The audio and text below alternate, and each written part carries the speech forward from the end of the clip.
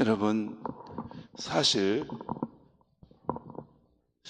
우리가 예배를 드리는 것은 특별한 것이 아닙니다.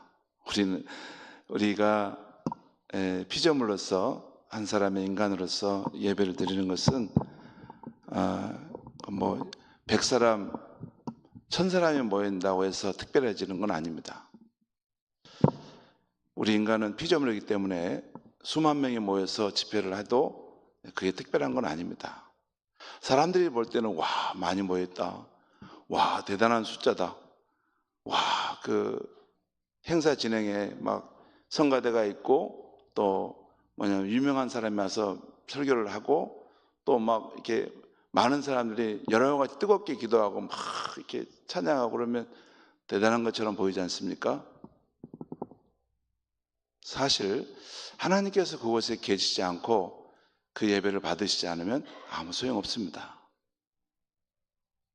여러분, 10만 명이 모여서 예배 드린다고 그것을 하나님이 그 예배는 반드시 오셔서 기뻐 받으실까요? 그럴까요? 그렇지 않습니다. 그 구소련에 구소련이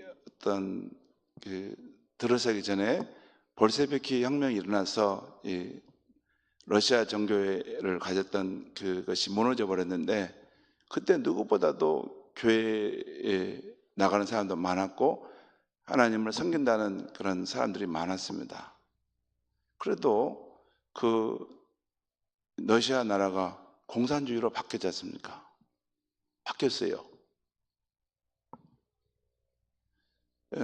우리가 하나님 앞에 나와서 예배드리는 것, 우리는 대단한 것처럼 생각하는데 하나님은 영원하신 하나님이 찰나적인 존재인 인간이 무슨 예배를 드린다고 해서 더 영화롭게 되는 것도 아니고 우리 가운데 10만 명, 100만 명이 모여서 예배 드린다고 해서 대단한 것도 아닙니다. 하나님은 이 지구에 뿐만 아니라 이 우주 안에 수없이 많은 그런 별들과 또 은하계와 태양계와 이런 모든 것을 주관하시는 분이시기 때문에 하나님이 우리 삶에 실제하지 않으시면 그 예배는 별 의미가 없습니다. 그래서 예배를 드리면 그러면 뭐가 중요하냐? 하나님이 우리 예배를 받으신다는 거. 우리가 사람이 한 4-5명이 모여도 진실로 하나님을 바라보고 사랑과 열정을 가지고 예배 드리는 거, 그것을 귀하게 보십니다. 그것이 중요합니다. 저는 이제 목회를 해가면서 점점 깨달아가는 것은 딱 이겁니다.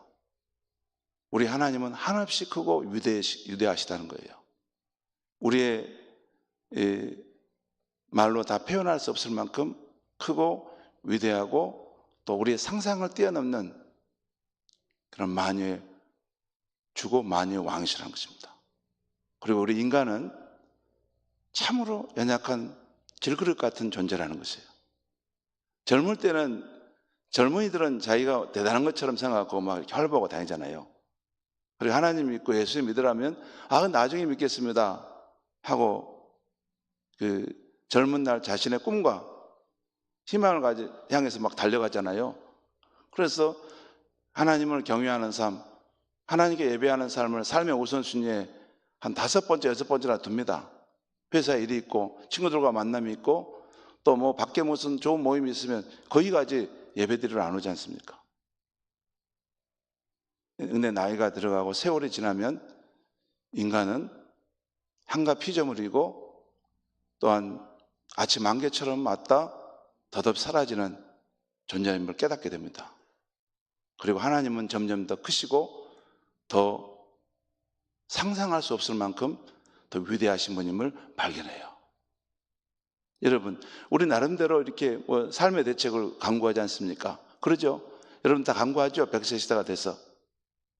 그 강구해 놓으시면 안전할 수 있겠습니까? 100% 보장될 수 있겠습니까? 그런 거 없습니다. 하나님은 그 생명을 불러가시면 우리가 수습할 수 결도 없이 생을 마치고 가야 됩니다. 하나님은 너무 작아져 있은 것 같아요. 인간이 너무 위대해져 가는 것이 오늘 우리 시대의 참 위기라고 저는 생각합니다.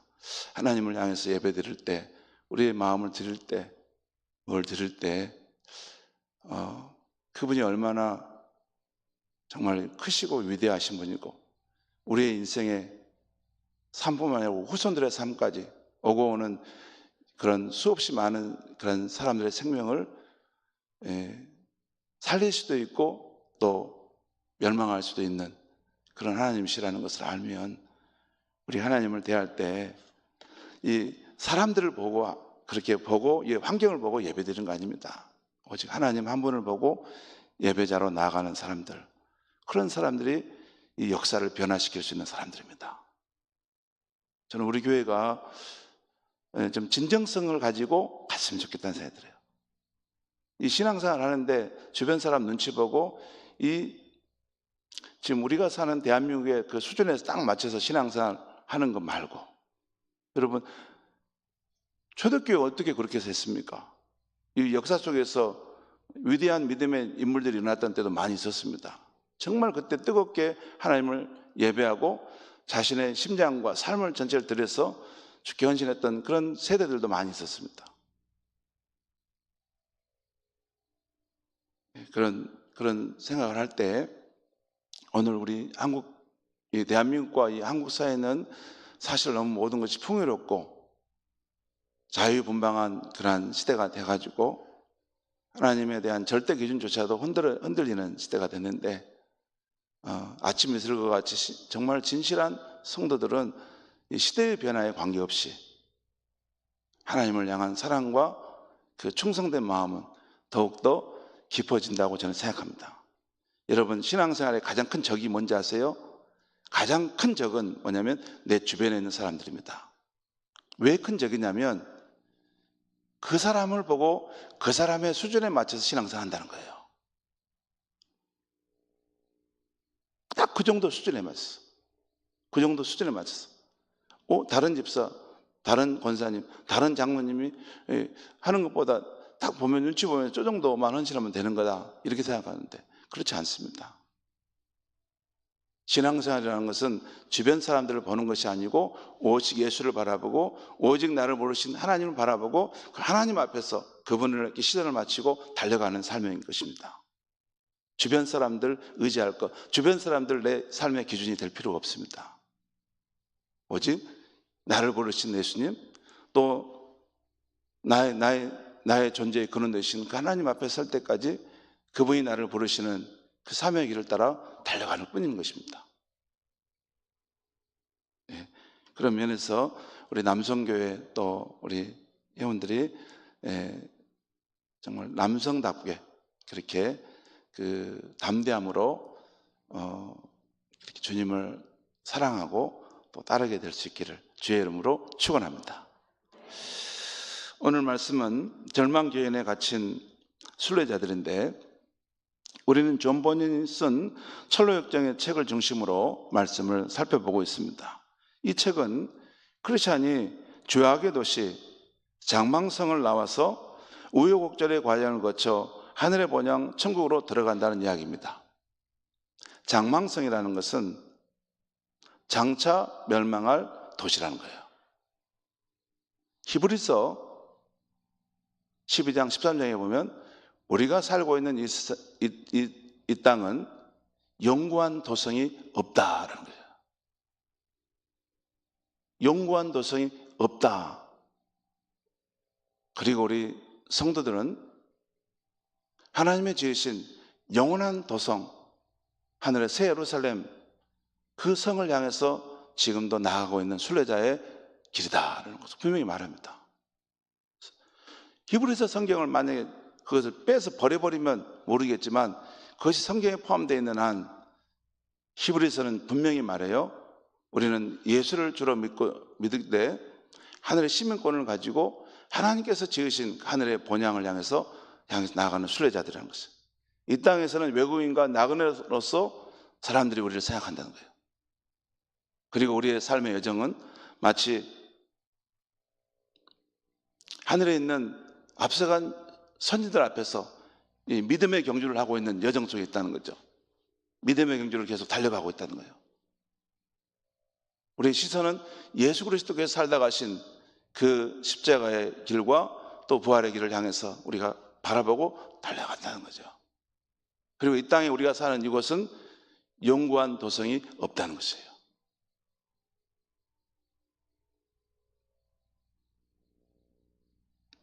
철로역정에 나오는 크리스찬 순례의 길의 주요 과정을 보면 이렇습니다. 우리 크리스찬이 장망성에서 영적으로 고민하는 중에 전도자를 만나 좁은 문으로 찾아가게 됩니다. 그리고 좁은 문을 거쳐 해석자의 집으로 가서 성령님으로부터 영생의 구원을 얻는데 꼭 알아야 될 진리 7가지를 깨닫게 됩니다. 제가 청년 때부터 철로역정의 책을 읽었는데 이 해석자의 집에서 보여주는 이 7가지 진리가 뭔지를 도저히 이해할 수가 없었어요.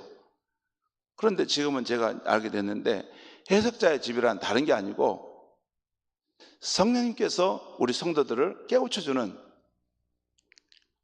그것을 말하는 것입니다. 여러분 성경을 펼쳐보면 성경에 보면 우리가 영원한 구원을 얻는데 꼭 알아야 될 7가지 진리가 있다는 거예요. 그것이 성령님께서 우리 가운데 그걸 일깨워 준다는 거예요. 그 해석자는 성령님을 말합니다. 그런데 거기 보면 7가지 진리가 나와요. 거기 보면 이제 첫 번째 참 목자를 찾아가는 것이 중요하다. 두 번째 우리의 성화는 율법이 아닌 은혜를 통해서 이루어지는 것이다. 그리고 세 번째 마귀는 우리의 삶에 구원의 은혜를 꺼트리려고 계속 앞에서 물을 붓지만 그 벽난로 뒤편에서 그리스도께서는 계속 기름을 붓고 있다는 거예요. 그렇기 때문에 신자가 정말 진정으로 구원받은 은혜를 체험한 사람은 어떠한 시련과 환난의 상황을 이렇게 만나더라도 절대 그 구원의 은혜가 꺼지지 않는다는 것이에요. 왜? 계속 그리스도께서 그 은혜의 기름을 우리에게 붓고 계시기 때문에 그래요. 여러분, 제 말씀을 이렇게 여러분의 삶에 한번 생각해 보면 그 이해가 될 텐데, 여러분 한번 예수를 진실로 믿고 따라오고 나서는 참 예수를 버린다는 것이 불가능하다는 걸 느껴요. 그 말 이해가십니까? 제가 어느 순간에 예수님을 좀 이렇게 믿는 신앙을 이렇게 제 안에서 뽑아내서 버려버렸으면 좋겠는데 버릴 수 있습니까? 그게 안 됩니다. 안 돼요. 마치 이 옷감이 실줄과 날줄로 이렇게 짜져가지고 옷감을 이루고 있는 것처럼 여러분 우리가 예수를 구주로 믿고 믿음의 길을 걷는 사람들은 아무리 시련과 환난이 와도 이 신앙을 버릴 수가 없어요. 버리는 것이 안 돼요. 놀랍게 역설적으로. 왜 그러냐면 그리스도께서 구원의 기름을 계속 그것에 붓고 있다는 거예요. 꺼지지 않도록. 그것이 우리가 이 시련과 역경 가운데도 끝까지 이 예수 신앙의 길을 갖고 여기까지 오고 있는 거 아닙니까? 저는 우리가 앞으로 남은 생에 이제 나이가 노년이 들면 더 큰 시련과 역경도 아마 올 거라고 생각해요. 그럴지라도 그것을 능히 이겨낼 수 있는 것은 내가 믿음이 위대해서가 아니라 나를 부르신 그리스도께서 계속 은혜의 기름을 붓고 계시기 때문에 우리의 믿음을 완성해낼 줄 믿습니다. 그 믿음이에요. 그 이야기를 하구나. 그 다음에 이제 거기 보면 또한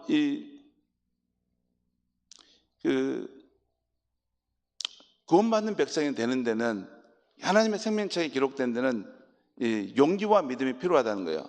여러분, 이 교회에 나와가지고요. 교회에 나와가지고 그냥 교회를 이렇게 3년, 5년, 10년 다녔다고 해서 그분이 구원받느냐? 그런 거 아닙니다. 그거 아니에요. 그렇게 해서 구원받는 게 아니고 구원받는다는 것은 거기에 철로역정의 해석자의 집에서 분명히 나오는데 구원받는다는 것은 이렇게 하나님의 집으로 들어가고 하나님의 생명책에 기록되는 그런 일이 일어나기 위해서는 믿음과 용기가 필요하다는 거예요. 그것을 하나님의 집으로 들어가는데 그 길을 막고 있는 사람들이 있어서 막 못 들어가게 막는 상황이 나와요. 근데 한 청년이 내가 들어가겠다고 내 이름을 써주세요라고 하면서 그 상황을 돌파해서 밀고 들어가는데 막 앞에 있는 사람들이 못 들어가게 그걸 막고 서 있습니다.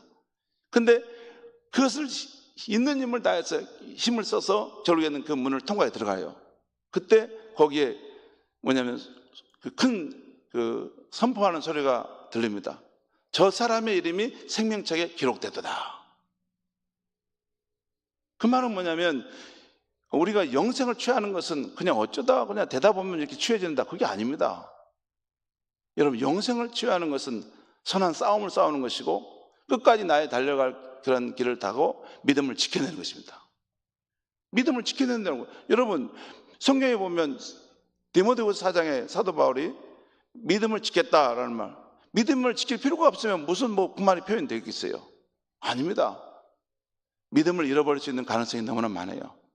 어린아이가 태어나서 생명을 얻고 태어났지만 여러분 사산되고 또한 그 어린아이가 유기되었을 때는 그냥 죽게 되잖아요. 생명을 낳는 것은 하나님이 향하시지만 그 생명을 함께 살아가게 하는 힘은 유지하는 것은 우리의 몫이기도 하는 것입니다. 그러니까 자기의 믿음을 지켜내는 것이 중요해요.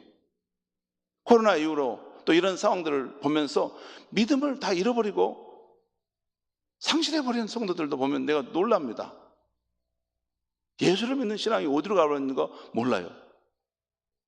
그런 분들도 다 구원받는다? 성경이 어디 그렇게 나왔습니다. 그렇게 않습니다. 사도 바울은 내가 선한 싸움을 싸우고 달려갈 길을 달리고 믿음을 지켰다. 싸우는 것이 신앙의 여정입니다. 그리고 믿음을 끝까지 지켜내는 것입니다. 그것을 말하는 거예요. 거기 보면 그 해석자의 집에서 영생의 구원을 얻는데 꼭 알아야 될 진리가 있는데 그런 것들을 거기서 말해줍니다. 7가지를 분명히 말해주죠.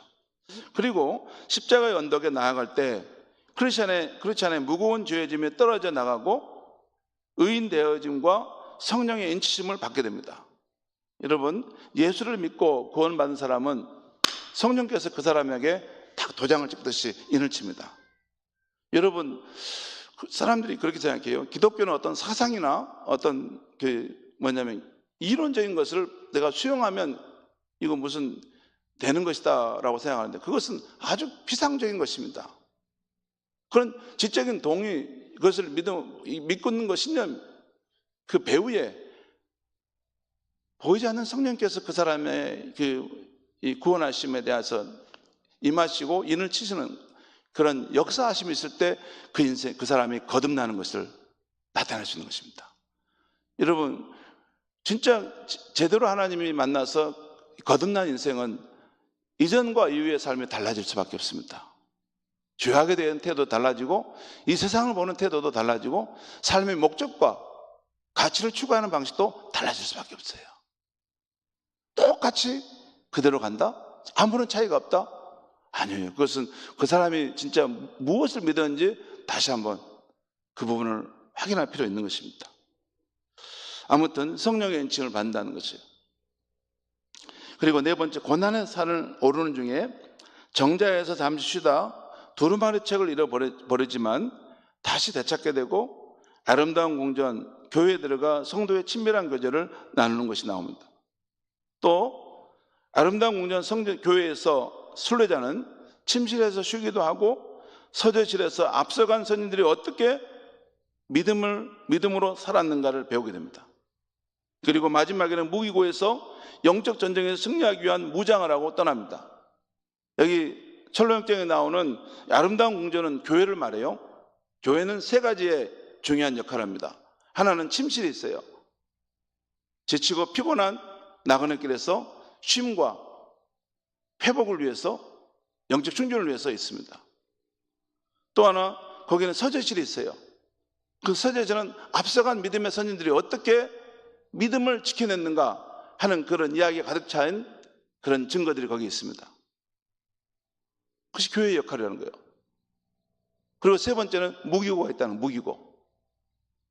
이 믿음의 삶은 이 선한 싸움을 해가는 영적인 그런 싸움과 같기 때문에 그 전쟁에 승리하기 위해서 무장을 해주는 것이 교회라는 것입니다. 여러분, 영적인 무장을 영적인 세계에 대한 것을 감을 못 잡는 성도님들은 신앙이 성장할 수 없습니다. 여러분, 굉장히 우리가 하나님 앞에서 치명적이고 또 무너질 때 실패하는 가장 중요한 요인은 마귀가 우리의 삶 가운데 우리의 내면과 밖에서 어떤 유혹하고 시험할 때 거기에 휩쓸리게 되고 무너지는 것이 가장 치명적입니다.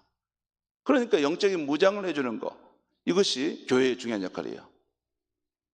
순례자로 가는 우리 성도들이 교회에 왔을 때 쉼을 누리고 거기서 회복을 얻는 침실이 있어야 되고, 또한 앞서간 선인들이 어떻게 믿음의 삶을 살아냈는가 하는 그런 서재실과 같은 그런 보고가 있어야 되고, 또한 무기고가 있어서 이 세상에 나가 싸울 때 영적으로 준비된 모습으로 나가서 승리할 수 있도록 그런 영적인 준비를 하는 그러한 것이 교회라는 것입니다.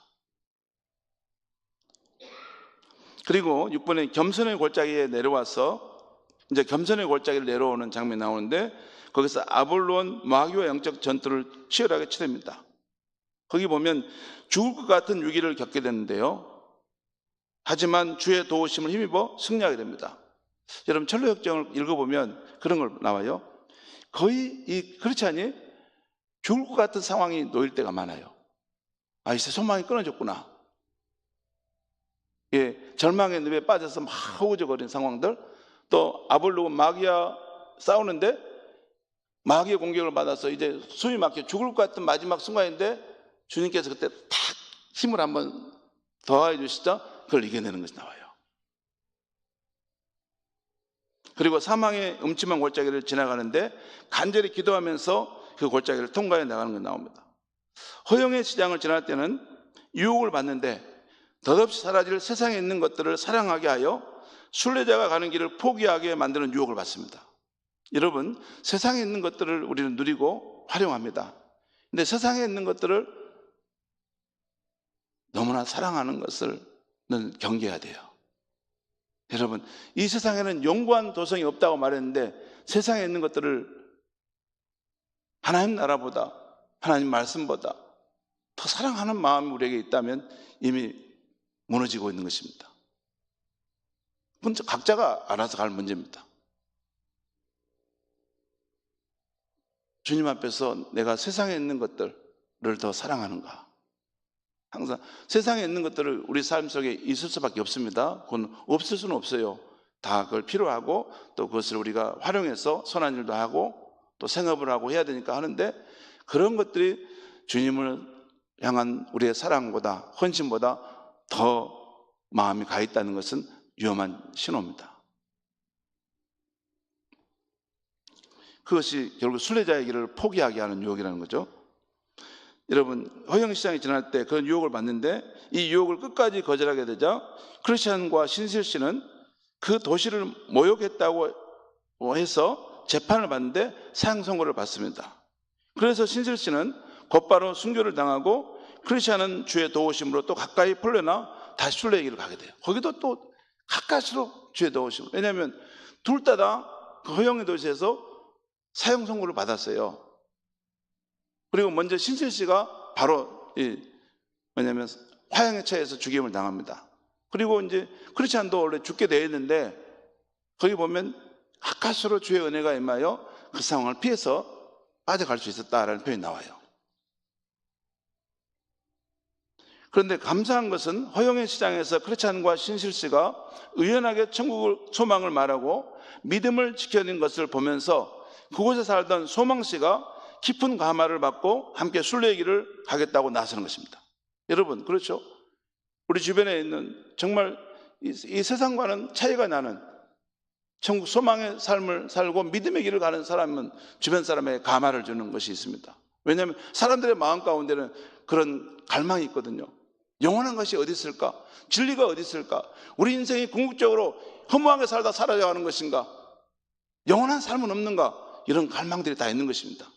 그런데 그렇게 살아가는 사람을 볼 때 그의 삶은 매력적인 삶이 되는 것입니다. 차이가 있는 삶이라는 거예요.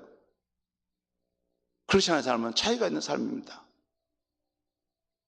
그래서 그것을 보던 그 허영의 도시에 살던 이 소망 씨가 감화를 받고 그 순례지기를 함께 나서게 됩니다. 그래서 크리스찬과 이제 소망씨가 함께 가게 되죠. 오늘 말씀은 순례의 길을 가던 크리스찬과 소망씨가 정도를 이탈해서 방황하다가 절망 거인에 붙잡혀 거의 죽게 될 상황에 처했다는 그 이야기가 나옵니다. 두 순례자는 허영의 도시를 나와서 길을 가다 생명수의 강가에 이르게 됩니다. 거기서 시원한 물을 마시기도 하고 강 좌우편에 있는 탐스러운 나무 열매를 따먹기도 하고 강 양편은 아름답게 피어있는 백합화 꽃밭과 푸른 초원이 있었는데 거기에 누워 쉬기도 하고 며칠 밤낮을 지냅니다. 그러다가 다시 가야 되겠다 해서 순례의 길을 들어서는데 이번에는 험한 길을 만나 가는 중에 발이 부르텄니다. 그 일로 그들의 마음이 상합니다. 그러다가 마침 그때 곁길로 나 있는 편한 길이 보이는 거예요. 거기서 궤도를 이탈합니다. 순례의 궤도를 이탈한다는 거예요. 근데 이탈해서 편한 길로 가는데 그리 따라가다 보니까 그 길을 가는 중에 앞서가는 한 사람을 만났는데 그 사람의 이름은 헛된 확신입니다. 그 사람에게 이 길이 천성으로 가는 길이 맞습니까? 물었더니 네 맞습니다 라고 말해주는 거예요. 그래서 순례자들은 자신들이 제대로 가고 있다고 여기고 가는데 어둠이 깔리고 밤이 왔을 때 갑자기 앞서가던 거짓 확신이 깊은 웅덩이에 빠져 몸이 갈갈이 찢겨지고 마는 것입니다. 크리스찬과 소망이 그가 떨어지는 소리를 듣고 여보시오 무슨 일이 일어났어요? 라고 묻지만 아무 대답이 없고 신음소리만 들려오는 것뿐이었습니다. 순례자들은 이제야 잘못된 길을 들었다는 것을 알았는데 이제 하늘에서 천둥 번개가 치고 비가 억수처럼 쏟아져서 원래의 길로 돌아갈 수가 없게 된 것입니다. 그들은 작은 은신처를 찾아서 거기서 날이 밝기를 기다렸는데 너무 피곤해서 그런지 스르르 잠에 빠집니다. 그런데 거기서 멀지 않는 곳에 의심의 성이 있었습니다. 그 성의 주인은 절망 거인이었어요. 절망 거인이 자신의 영토를 둘러보다 자고 있는 그 두 순례자를 발견하고 붙잡아서 어두운 지하 감옥에 가둬둡니다. 절망 거인의 부인이 자포자기했습니다. 참 문의적인 표현이 너무 적회하죠. 절망 거인의 부인이 자포자기예요. 그 이름이 자포자기. 근데 그 부인의 말을 따라서 절망 거인은 두 순례자를 무자비하게 때립니다. 그러니까 저들이 믿음을 포기하도록 그 부인이 당신이 가장 무섭게 저 사람들 매로 치라고, 그런 믿음을 버릴 거라고. 다시 밤이 되어서 자기 남편이 돌아왔는데 아직도 그들이 믿음을 지키고 살아있다는 말을 듣고 그 부인이 이제는 남편 절망 거인에게 순례자들이 스스로 목숨을 끊도록 무섭게 위협하라고 이렇게 말해줍니다. 실제 그 철로역정에 나오는 이야기입니다. 그래서 그 다음날 절망 거인은 감옥에 갇힌 순례자들을 찾아와서 너희가 여기서 빠져나갈 길은 없으니 고통을 끝낼 수 있는 유일한 방법은 스스로 목숨을 끊는 것이다. 왜 고통스럽게 굳이 목숨을 부지하려고 하느냐 하면서 위협합니다. 그 절망 거인이 와서 그렇게 위협하는 거죠. 그 상황에서 크리스찬은 스스로 목숨을 끊는 것이 더 낫겠다는 생각도 합니다. 하지만 이때 소망씨가 안 됩니다. 우리가 자살하는 것은 불신앙의 극치입니다. 그리고 회개의 기회를 얻지 못하면 지옥에 떨어지게 됩니다. 그리고 또다시 생각해 보십시오. 누가 압니까? 세상을 주관하신 하나님께서 우리의 처지를 아시고 구원의 역사를 행하여 주실지 조금만 더 참고 기다려 봅시다. 부디 스스로 목숨을 끊지는 맙시다. 그렇게 두 사람은 어찌할 바를 알지 못하다가 소망씨가 갑자기 형제여, 우리가 지금까지 기도하지 않고 절망만 하지 않았습니까?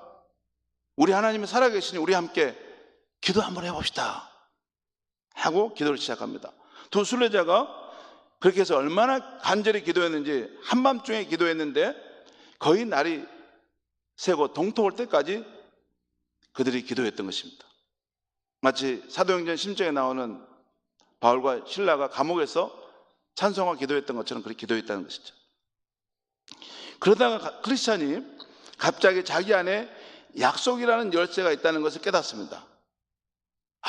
내 안에 약속이라는 열쇠가 있지. 이전에 여정 쪽에 그것을 약속을 받았거든요. 하나님의 약속이라는 그 열쇠가 있다는 것. 그리고 그 열쇠로 모든 절망의 문을 열기 시작합니다. 그렇게 해서 탈출에 성공하죠. 순례자들은 절망 고인의 가난권에서 벗어나 다시 순례의 길에 들어서게 됩니다. 성도 여러분, 오늘 철로역정에 나오는 절망 고인에 붙잡힌 순례자들의 이야기는 우리에게도 영적 교훈이 되는 이야기죠. 우리도 천국 순례자의 길을 가는 중에 때때로 의심과 절망에 빠질 때가 있지 않습니까? 그럼 의심 안 되던가요? 하나님의 약속의 말씀. 기도를 하는데, 하나님의 약속의 말씀을 의지하여 기도하는데 이게 진짜 이루어질까? 의심이 들 때가 없어요.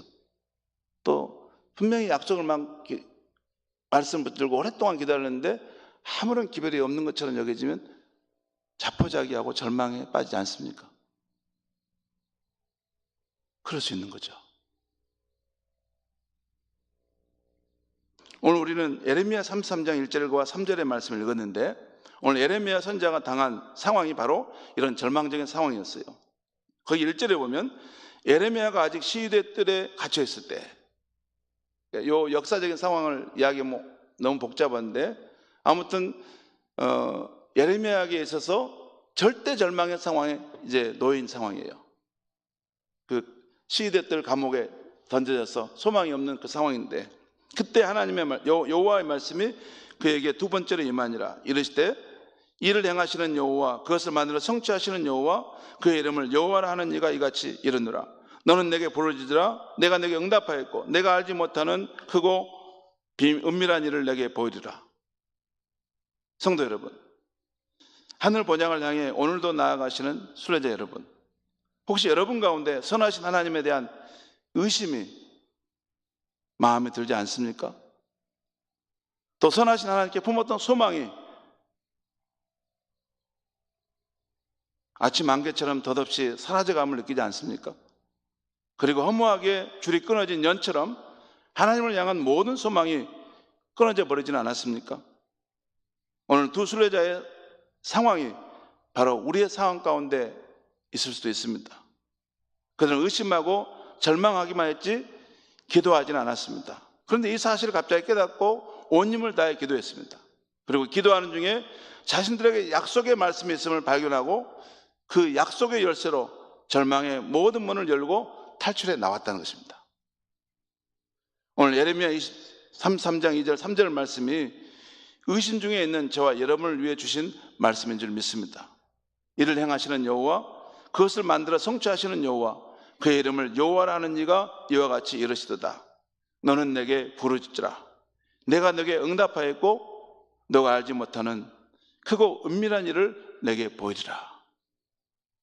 여러분, 우리가 사는 세상에 가장 중요한 거 하는 걸 놓치면 안 됩니다. 우리가 믿음의 사람이라는 것은 뭘 믿는다는 것을 말씀하냐면, 우리가 사는 이 세상에 인간의 뜻과 생각과 그 활동과 그런 일함이 있는과 동시에 이 만물의 주관자이신 하나님께서 우리가 사는 이 시간과 공간의 삶의 환경 속에 하나님 자신도 그 자유의지와 뜻을 가지고 그 계획을 가지고 저와 여러분을 부르시고 우리의 삶 속에서 그 하나님의 그 계획과 뜻을 이루어 가신다는 것을 놓쳐서는 안 된다는 것입니다. 그러니까 우리에게 길이 없다고 해서, 우리에게 삶이 사면초가의 상황에 놓였다고 해서 우리가 그 상황 속에서 절망적인 상황에 빠졌다 하더라도 하나님은 그 상황을 역전시켜서 얼마든지 우리의 인생을 다시 이렇게 세우시고 하나님께서 살아계셔서 역사하신다는 것을 우리의 삶을 통해서 증거하실 수 있는 분이라는 것을 꼭 믿으시기 바랍니다. 그것이 우리가 믿는 구석이고 우리가 믿는 그 하나님에 대한 절대 신뢰인 것입니다. 어차피 우리의 인생을 하나님을 믿는 방향으로 초점을 맞췄고 그렇게 살기로 결정했으면 더 확실하게 믿어야 되는 것입니다. 세월이 지날수록 죽기 아니면 살기로, 살아도 죽으로 나는 하나님을 믿지 않고는 살 수 없습니다. 그렇게 믿고 나서는 것이 진정한 믿음의 사람들의 모습인 줄 믿습니다. 기도하겠습니다. 하나님 아버지, 오늘 이 밤에 절망 고인에 갇힌 순례자들의 그러한 이야기를 통해서 오늘 우리의 삶 속에서 선하신 하나님을 믿는 우리의 믿음이 의심이 들고 또한 자포자기가 되고 또한 하나님에 대한 모든 소망이 사라져가는 우리들을 다시 한번 일깨워 주시니 감사합니다. 하나님, 세월이 지날수록 우리가 하나님을 믿기로 작정하고 그 길을 따르기로 했다면 우리 주 예수 그리스도와 하나님의 역사하심을 끝까지 신뢰하고 어떠한 절망적인 상황 속에서도 나는 하나님의 편에 서고 하나님의 길을 따르고 내 삶을 통해서 살아계신 하나님이 나타나는 것을 증거되기를 원합니다 라고 그렇게 살아갈 수 있는 진정한 믿음의 성도들이 다 되게 하여 주시옵소서.